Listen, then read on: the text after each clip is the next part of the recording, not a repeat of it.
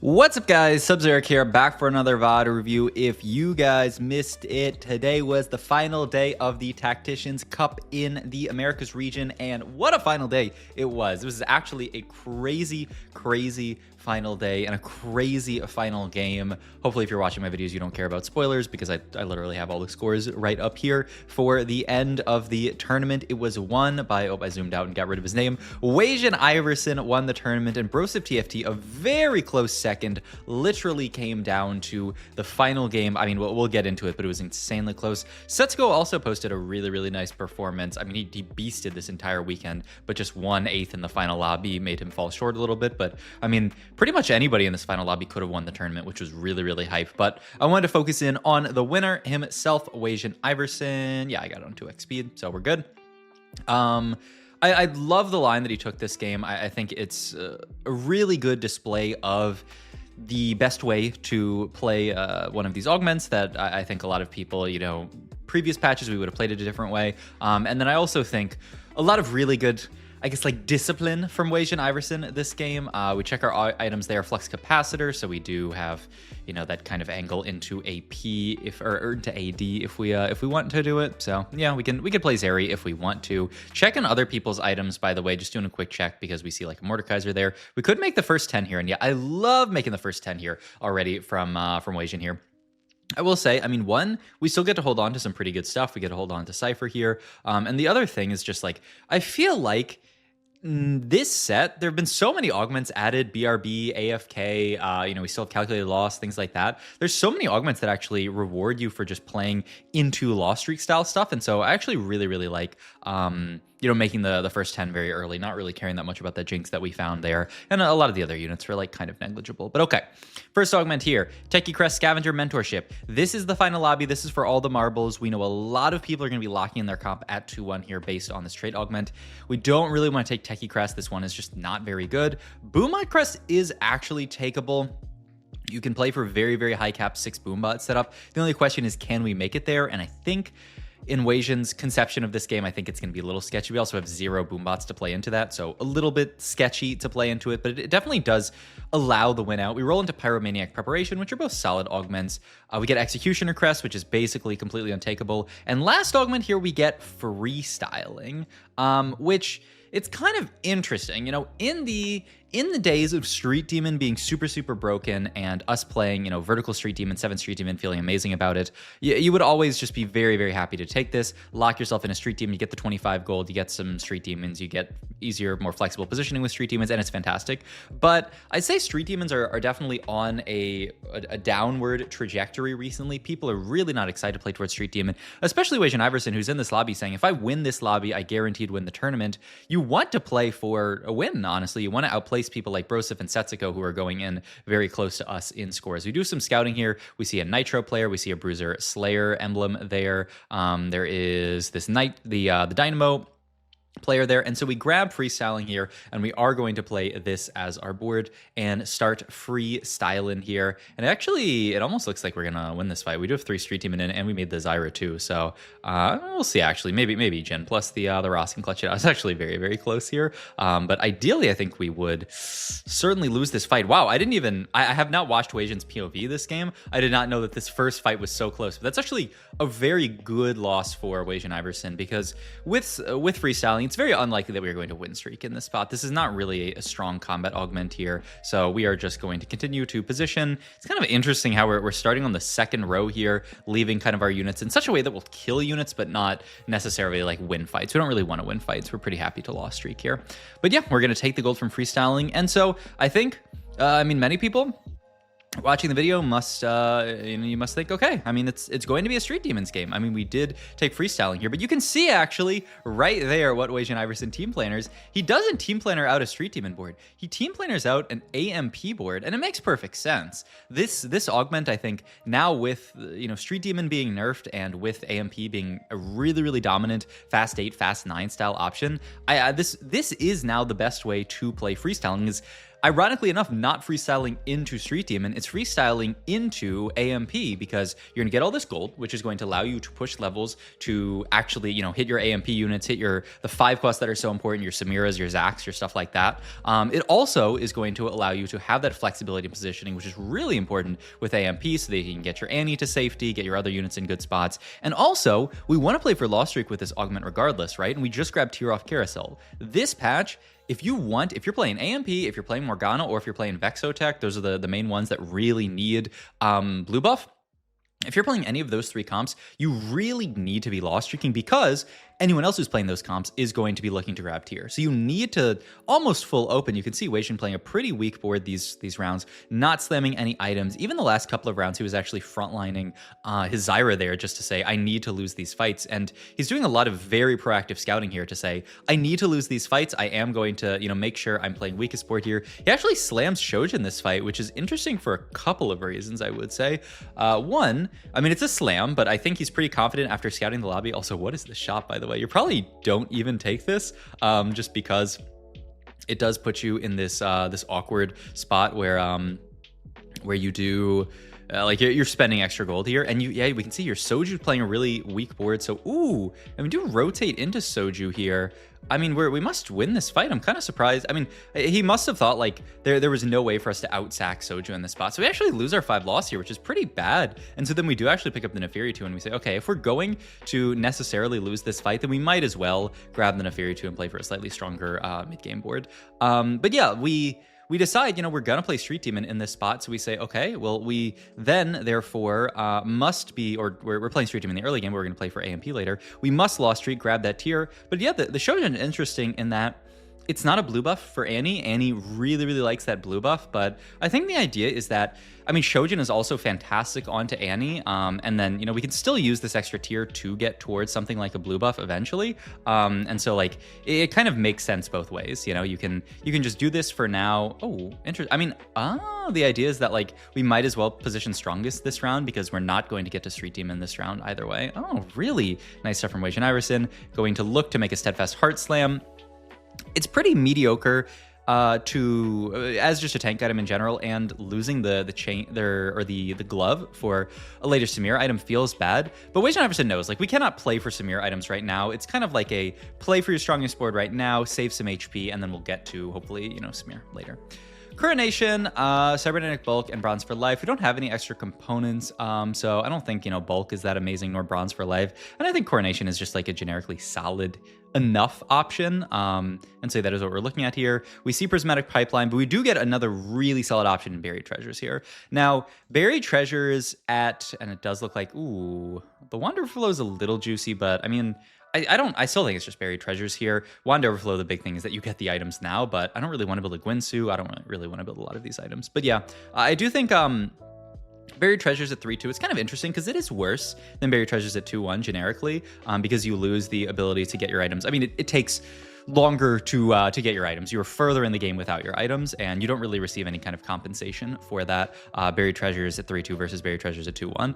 The upside, though, is that we are in a world, I've talked about this a million times, where because of the changes this patch, people are getting less items in general, and so taking something like Buried Treasures does just feel really, really nice to get you kind of back to that situation where you're going to be able to actually itemize everyone, because we want to be able to get to, items onto our Nico or our Zac, and items onto our Annie, and items onto our Samira, and then items onto, maybe Yumi, like a Static Shiver or Red Buff. We make Spark here because it's a solid MR Shred component, or, item, but, we're still kind of chilling here. But yeah, the rest of this stage, we are just going to continue to play our strongest board. I think Wasian playing a very accurate game as far as playing strongest board here, just playing Street Demon when he, can, to get the Street Demon cash out.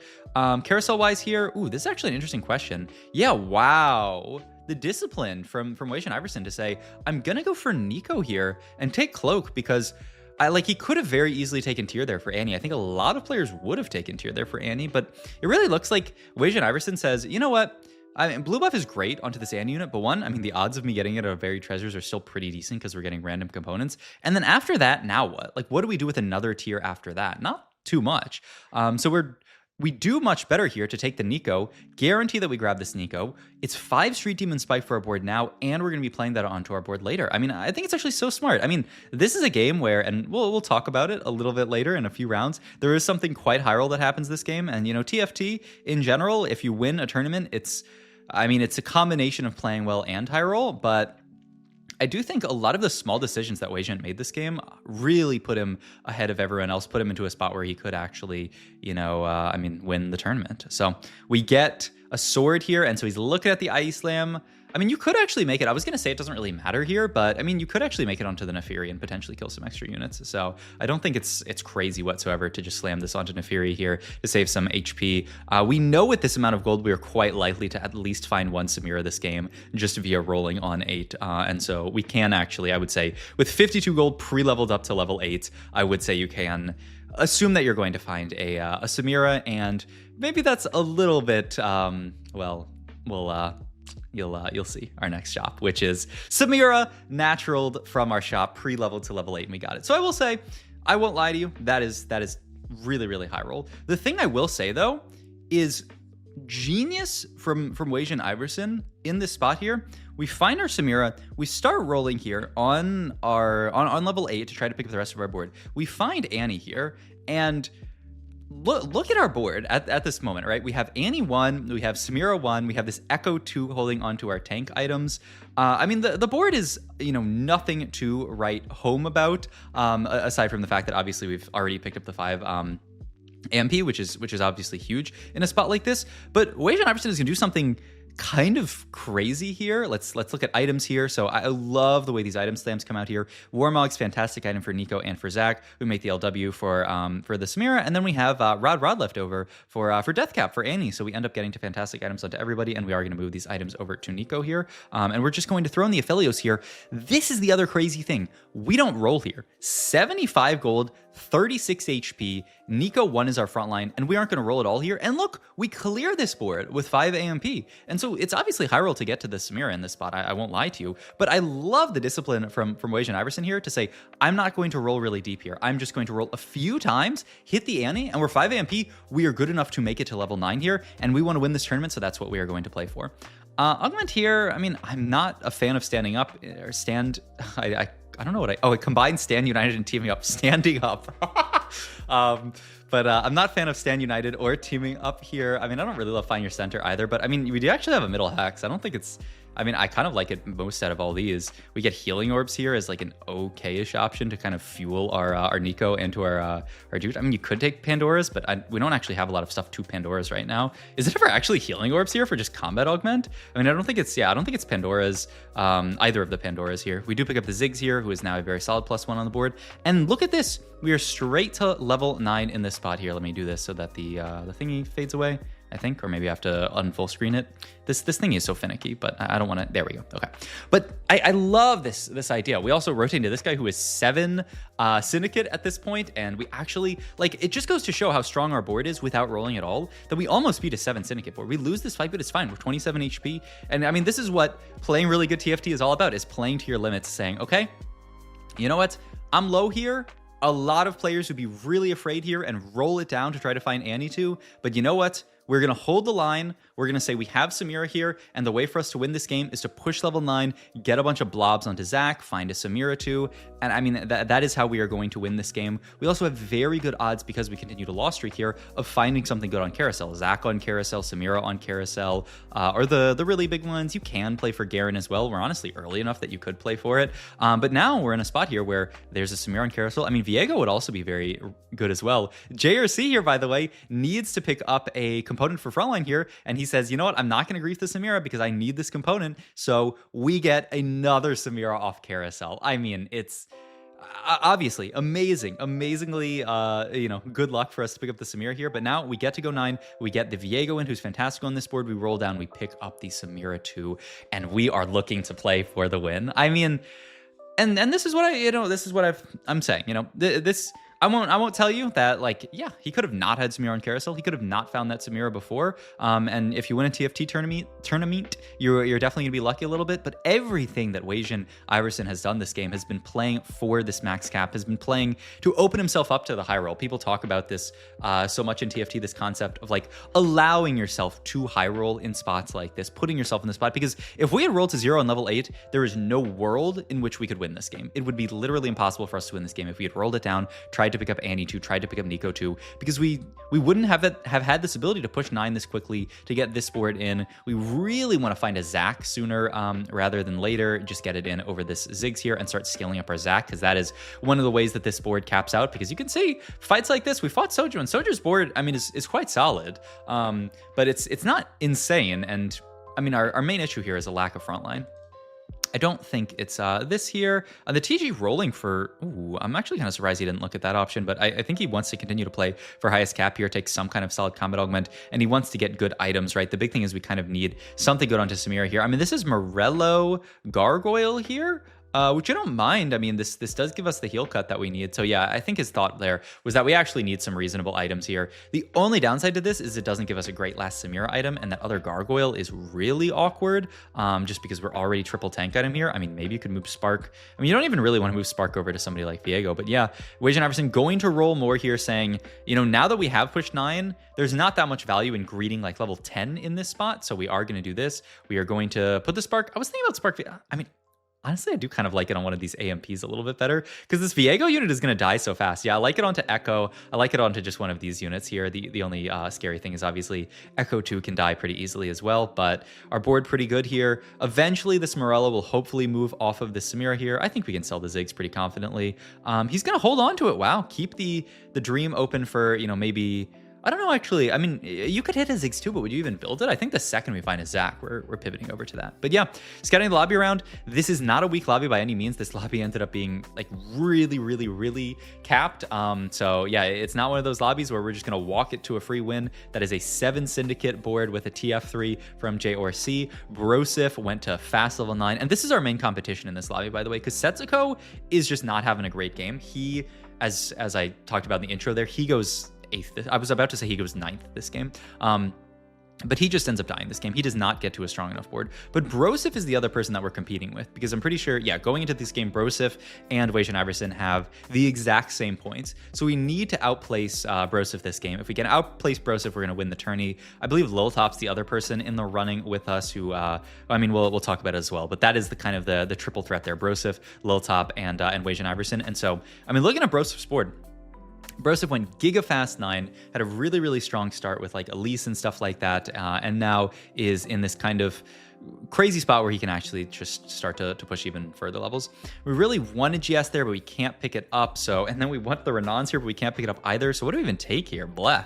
I mean, Nashor's here, and you can move it onto the Annie and then just throw Death Cap onto somebody else. I mean, it's not amazing, but I mean, it's fine, I guess. Triple mana item there, and then yeah, Death Cap onto the Yumi. I mean, it's all right. And you know, maybe we hit a world where we do end up getting to like a Viego 2 or something like that, and then we can, you know, move the Death Cap up there. Though, I mean, still, I mean, honestly, I'm not even sure. Honestly, with how hard this Viego unit's nerfed, and the fact that like 5 AMP is 5 AMP these days, like I don't know if you even move items up, but you can see here we rotate into this guy, and this is a close fight but a loss. We rotate into JRC and lose there, and we know, like, I mean, we are playing for the win this game. So Wasian makes the call here, which is, it's very scary, but he's going to start pre-pumping and saying, I'm going to go level 10 this game, which I think, honestly, they talked to Wasian after the game, and he said he wasn't kind of sure, you know, go 10 here or roll a 9, look for Zac, look for blobs and stuff like that.